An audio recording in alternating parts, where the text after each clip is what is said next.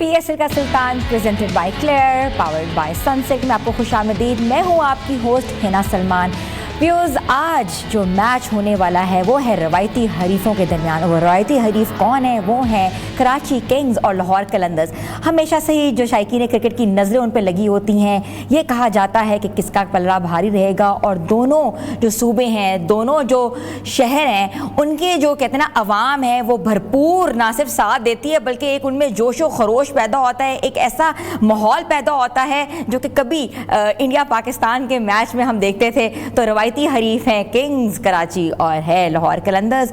और अगर हम PSL की तारीख में देखें तो इन्होंने आपस में 19 मैचेस खेले हैं, जिसमें 13 मैचेस जो हैं वो कराची किंग्स ने जीते हैं और 6 मैचेस जो हैं वो लाहौर कलंदर के हिस्से में आए हैं। तो इस बार ये मैच कौन जीतेगा, क्योंकि ये मैच होने जा रहा है कराची स्टेडियम में, और कराची की कंडीशंस कैसी हैं, विकेट की क्या पोजीशन है और ड्यू फैक्टर कितना अफेक्ट करेगा, या जो कहते हैं कि लो स्कोरिंग पिचेस होती हैं या जो पिचेस जो होती हैं वो डिफरेंट बिहेव करती हैं, इस सब के बारे में आज हम कहते हैं डिस्कस करेंगे और बहुत कुछ सीखेंगे और सिखाएंगे।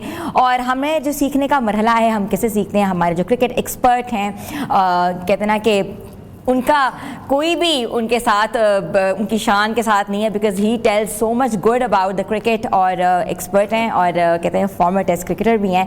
तो मेरी खैर निशान में गुस्ताखी ना हो सर, तो आपको मैं वेलकम कहती हूँ। Thank you. अस्सलाम वालेकुम नाज़रीन।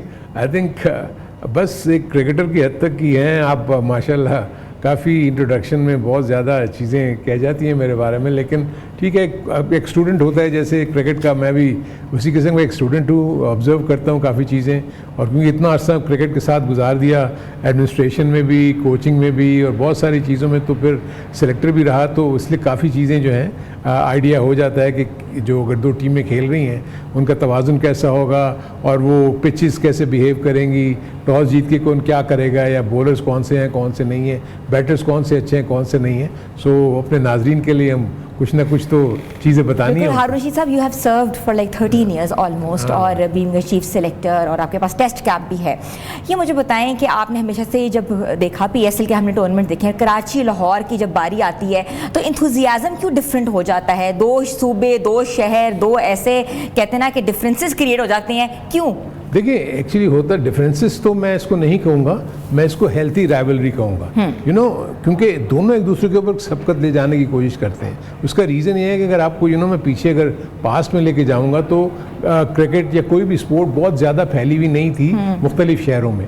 कराची और लाहौर दो मेन गढ़ होते थे, नर्सरीज होती थी क्रिकेट की, और इनमें आपस में जब भी मुकाबला होता था तो उसमें काफ़ी ज़्यादा जोश और वलवला पाया जाता था। बाद में अगर आप देखेंगे लेट, अगर मैं आपको 15 से 20 साल 25 साल पहले ले जाऊं तो फिर आप देखेंगे क्रिकेट और ज़्यादा स्प्रेड हुई। KP में गई, इस्लामाबाद में गई, पिंडी में गई, मुल्तान में क्रिकेट जो है उसको फ़रोग मिला। तो फिर ये जो राइवलरी है ना वो और ज़्यादा शहरों में फैल गई। लेकिन वो जो ट्रेडिशनल है जिसको कहा जाता है, जैसे आप कह रही थी, तो कराची लाहौर तो डेफिनेटली उसमें है। और आई थिंक आज भी बड़ा ज़बरदस्त आपको मुकाबला देखने को मिलेगा, क्योंकि कराची को सिर्फ एक जो पॉइंट ऑफ व्यू से मैं एक एडवांटेज ये देता हूँ कि क्योंकि वो एक मैच वहाँ खेल चुके हैं। लाहौर अपने यहाँ से जाएगी खेलने के लिए पहली मरतबा कराची, उनको एडजस्ट करना पड़ेगा कराची की कंडीशंस में। कराची की कंडीशंस थोड़ी सी डिफरेंट होती हैं कि शाम को वहाँ मौसम बहुत अच्छा हो जाता है, अगर तो ह्यूमिड हुआ then it becomes a problem for the players, ये काफ़ी आप फिर डिहाइड्रेट होते हैं। और उसके साथ साथ जैसे आपने ड्यू फैक्टर का भी जिक्र किया था, क्योंकि मैच ही इतना लेट शुरू हो रहा है तो वो due factor probably early stages में तो इतना नहीं होगा, लेकिन अगर ड्यू पड़ती है तो सेकंड टाइम जो बैटिंग करेगी उसके लिए जो है वो ड्यू फैक्टर थोड़ा हेल्पफुल हो सकता है। लेकिन मैं जब दोनों टीमों की मैं स्क्वाड्स की तरफ देखता हूँ तो मुझे दोनों टीमें बहुत स्क्वाड में जो ना बहुत बैलेंस नज़र आता है। अगर हम पहले कराची की अगर बात करते हैं तो कराची किंग्स में अगर हम देखें तो कराची किंग्स ने अपना पिछला मैच बहुत ज़बरदस्त जीता था। यानी कोई एक्सपेक्ट नहीं कर रहा था कि मुल्तान सुल्तान ने इतना बड़ा टारगेट दिया हुआ था और वो उसको चेस करना, ऐसा लग रहा था कि बहुत बड़ा कठिन काम होगा, लेकिन बहुत ही अच्छे अंदाज में वो खेले और उन्होंने उसको जीत लिया। सो आज भी मैं ये एक्सपेक्ट कर रहा हूँ कि उनकी टीम के पास जो बैटिंग पावर हाउस है वो डिपेंड करते हैं अपने 3 से 4 टॉप प्लेयर्स के ऊपर। डेविड वार्नर उनके पास मौजूद हैं। अगर ये पिछले मैच को अगर आप देखें तो उसमें वही कॉन्ट्रीब्यूशंस आपको जो नज़र आ रहे हैं कराची किंग्स के। ये मैच इन्होंने खेला था मुल्तान सुल्तान के खिलाफ और 243 का बहुत बड़ा टारगेट इन्होंने चेस किया था। और दूसरी तरफ अगर आप देखेंगे जेम्स विंस जिन्होंने ज़बरदस्त किस्म की जो इनिंग खेली और उसमें इन्होंने 100 रन किए।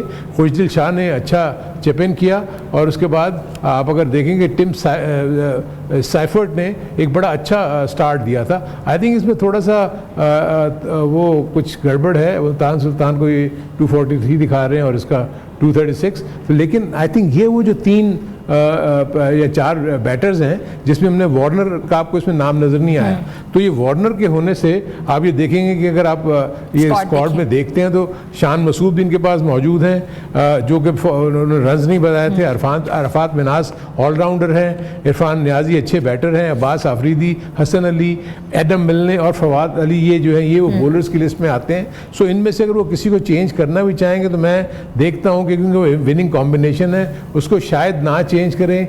एक उनके जहन में कोई अगर चीज़ आ सकती है तो अरफात मिनहास के पॉइंट ऑफ व्यू से वो सोच सकते हैं कि उसको क्या वो जाहिद महमूद जो कि राइट आर्म लेग स्पिनर है उसको वो इंक्लूड कर लें। सो ये थिंक टैंक सोचेगा कि हमने इसको क्या करना है।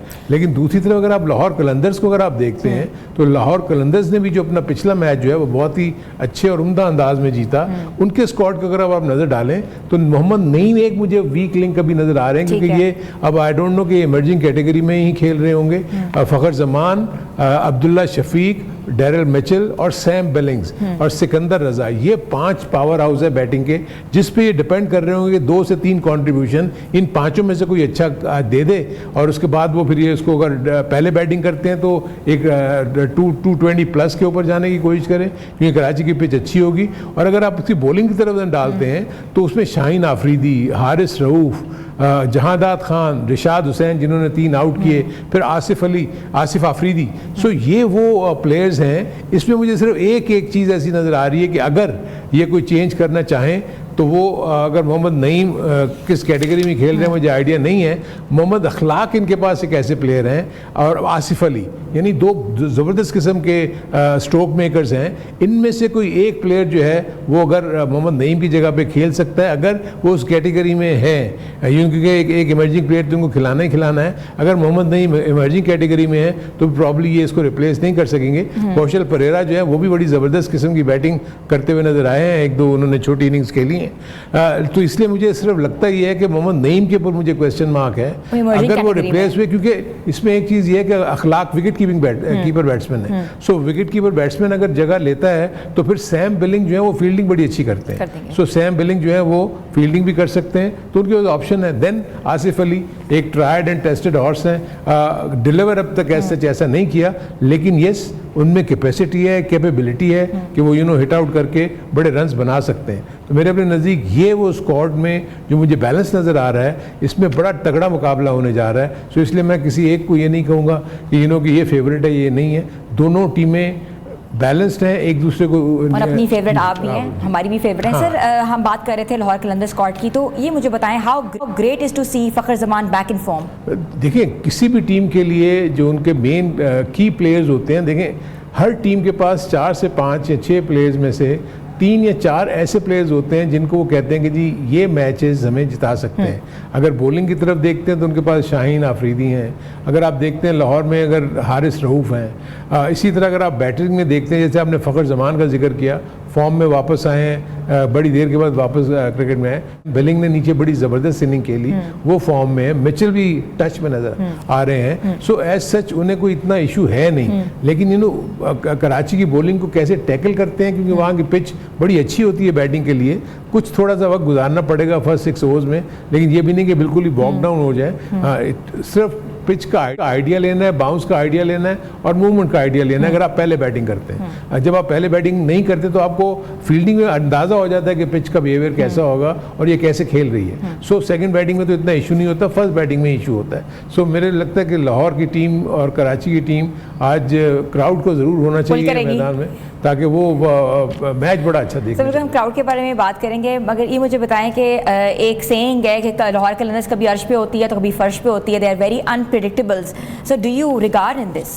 नहीं, इसलिए कि इसमें जो मेजॉरिटी ऑफ द प्लेयर्स हैं वो पाकिस्तान टीम से ताल्लुक़ रखते हैं। सो पाकिस्तान टीम की कारकर्दगी तो ऐसी ही है, यू नो, कभी हवा में तो कभी बिल्कुल ज़मीन पर। तो जो आप कंसिस्टेंसी का फैक्टर कह रही हैं ना, this is a very very you know missing link in the Pakistan team. आप देखेंगे एक दिन हम बहुत अच्छा करते हैं, उसके दूसरे ही दिन अगर आप देखेंगे कि हम बिल्कुल ही अपनी परफॉर्मेंस से बहुत नीचे गिर जाते हैं। लेकिन यही वो चीज़ है जिसके ऊपर इनको काम करना चाहिए। देखिए, ये सारा माइंडसेट का खेल है।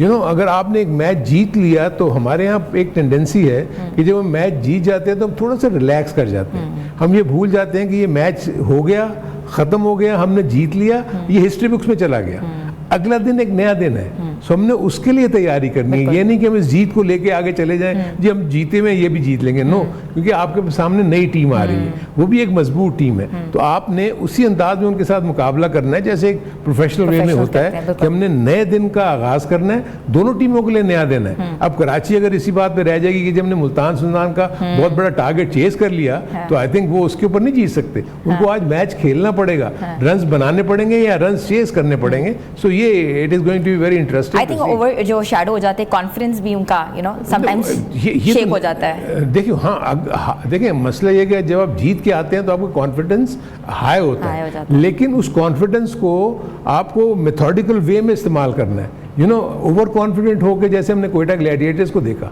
यू नो, मेरे अपने नज़दीक वो ओवर कॉन्फिडेंट थे जब वो अपना दूसरा मैच खेल रहे थे। सो इसके ऊपर थोड़ा सा इनको कर्व करना चाहिए अपने मैच। कराची के स्क्वाड के बारे में बात भी कर रहे थे, आपने पूरा डिटेल स्क्वाड बताया है। कराची की बॉलिंग हमेशा से थोड़ी प्रॉब्लमेटिक रही है, तो सर अभी जो अब्बास आफरीदी उनका एडिशन हुआ है, how would he perform and what do you think about him? देखिए, बॉलिंग सच इतनी बुरी में है। देखें, हसन अली भी बड़े एक्सपीरियंस्ड बॉलर हैं। मैं एक्सपीरियंस के पॉइंट ऑफ व्यू से देख रहा था कि दोनों मैच कर रहे हैं, सिवाय एक फवाद अली के जिनको उन्होंने खिलाया कराची ने, वो बिल्कुल क्रिकेट नहीं खेले हुए, तेज बॉलर हैं। अब उसको आज खिलाते हैं या नहीं खिलाते ये भी ये डिसाइड करेंगे। लेकिन बॉलिंग के पॉइंट ऑफ व्यू से दोनों टीमें जो है ना मुझे ठीक लग रही हैं। कोई ऐसा नहीं है, इनके पास थोड़ा सा एज मुझे नज़र आता है लाहौर कलंदर के पास, क्योंकि उनके पास फास्ट बॉलर्स बड़े अच्छे हैं। शाहीन शाह बहुत अर्ली स्टेजेस पे विकेट ले लें तो फिर वो मुश्किल हो जाता है बैटर्स के लिए। हारिस रऊफ फर्स्ट चेंज में आते हैं और वो 6 ओवर्स के बाद जब आगे बॉलिंग करते हैं, रिवर्स स्विंग उनके पास होती है, तेज़ बॉलिंग भी करते हैं, वो भी आउट कर सकते हैं। तो लेकिन दूसरी तरफ अगर आप देखें तो उनके पास जो बैटर्स हैं वो भी बुरे नहीं हैं। कराची किंग्स के पास वार्नर है, कराची के पास यू नो वेंस है, उनके पास खुशदिल शाह है। सो मेरे अपने नज़दीक तो बड़ा अच्छा बैट और बॉल का मुकाबला होने जा रहा है आज। बिल्कुल सर, कांटेदार मैच है और कहते हैं ना कि रवायती हरीफ आपस में कहते हैं मद्दे मुकाबल होंगे, लेकिन जो शायकीन क्रिकेट हैं वो कैसे स्टेडियम का रुख कर सकते हैं? बहुत इंपॉर्टेंट सवाल, मैं बार बार इसलिए एम्फेसिस कर रही हूँ, ये लीग हमारी है, ये लोग हमारे हैं, हमने इस लीग को बड़ा बनाना है, कैसे we can pull the crowd sir? देखिए, एक तो सबसे बड़ी चीज़ ये है कि बदकिस्मती से आई थिंक लोगों को ये रियलाइजेशन होनी चाहिए कि हमें सिक्योरिटी कॉर्डन्स जो है ना वो ज़्यादा बनाने पड़ते हैं और थोड़ा थोड़ा दूर बनाने पड़ते हैं, क्योंकि पाकिस्तान की जो सिचुएशन है इस वक्त इतनी डाइसी है। और 2007 में जो इंसिडेंट हुआ था उसके बाद पाकिस्तान से इंटरनेशनल क्रिकेट चली गई थी। तो आई थिंक जो भी अथॉरिटीज़ हैं, जो भी यू नो पीसीबी है या सिक्योरिटी के जो इदारे हैं, वो किसी किस्म की कोई लूप होल नहीं छोड़ना चाहते कि कोई भी खुदा न खास्ता ज़रा सा भी कोई ऐसा इंसिडेंट हो जाए तो कोई खुदा न खास्ता फिर हमारे इंटरनेशनल क्रिकेट के ऊपर कोई रखना ना पड़े। लेकिन बावजूद इसके कि ये सारी चीज़ों के मैं अभी भी फील करता हूँ कि क्राउड उसी सूरत में आएगा जब थोड़ा सा उनको कंफर्ट जोन मिलेगा। यानी जब तक वो कंफर्टेबली ग्राउंड में नहीं पहुँच सकेंगे उस वक्त तक वो चीज़ जो है वो नहीं कर सकते। तो उसके लिए कोई ना कोई यू नो वेज